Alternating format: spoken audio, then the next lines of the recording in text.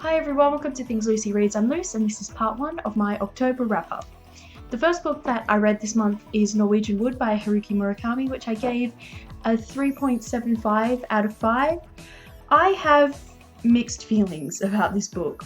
This book is about a boy called Toru and he's at university, and it's basically just his life over the course of a few years and his relationships with the people that he meets at university, and two girls, one called Naoko, who was the girlfriend of his best friend, and also one called Midori, who he met at university. It was really good and I really enjoyed it, and when I wasn't reading it I wanted to be reading it, but if anyone else had written this novel and these characters I would have hated it.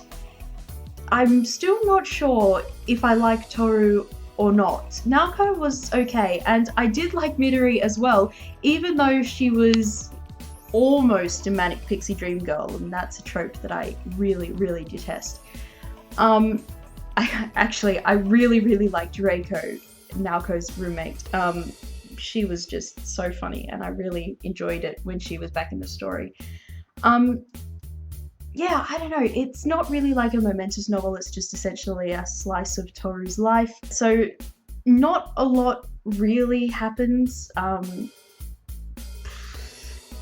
don't even know what to say about this. I really want to read some more Murakami books and I think I'm really going to like those, but I just know that this one isn't going to be my favourite, and it didn't like really move me or whatever, but it was really good and I really enjoyed it. And props to Murakami for making me like a book that I wouldn't have liked if anyone but him wrote it. The next book that I read was Followers by Anna Davies, which was a gigantic waste of time. Okay, so everything that the blurb says is going to happen doesn't really happen until the last 70 pages.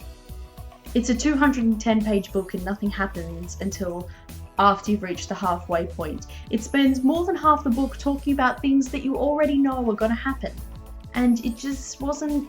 And it's wrong too. Like, it says that the main character's Twitter account gets hacked. That didn't happen. And that starts live tweeting the murders. That also didn't happen. And I just was really disappointed with this book. And I don't know who wrote this synopsis that's on the back of the book, but they should be fired because it's completely wrong. Yeah, I made a Goodreads review for this and I will link that down below, and yeah, could have been so much better. The next book that I read after that is Princeless Volume 3 by Jeremy Whitley, which I read because I just needed something to cleanse my brain after the catastrophe that was Followers.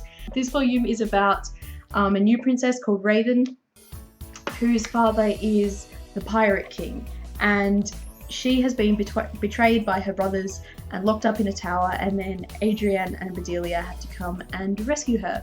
And then when she's out of the tower, Raven decides to steal back her ship and go after her brothers.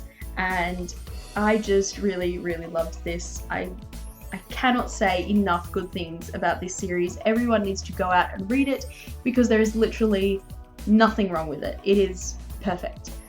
I finally gave in to the urge to reread a book that I read for the first time in June and that I've been wanting to reread since I read it that first time, and that is Prince's Gambit by C.S. Poquette. I can't say a lot about this book because it's a sequel, and also I've read it before and I've talked about it before.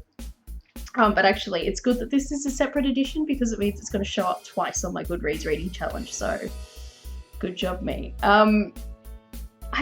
I love this series to death. I can't even articulate my feelings about it because I just have too many and they do not agree with the words. I can't make the words describe them accurately.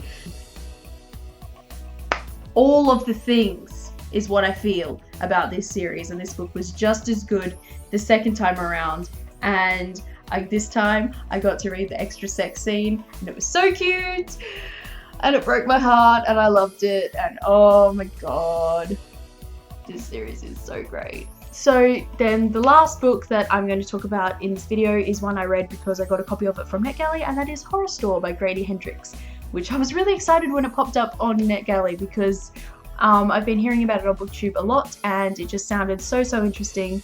And yeah, it's October and I wanted to read creepy books, so it fit the bill. It's about a store that's like a knockoff of IKEA, and creepy things start happening. So some of the employees stay in there overnight to try and figure out what is happening. It was legit scary. Like, I was reading it and the hair on my arms was standing up on end. Like, I was so glad I was reading it in the daytime, because I would have been not able to read it at night at all.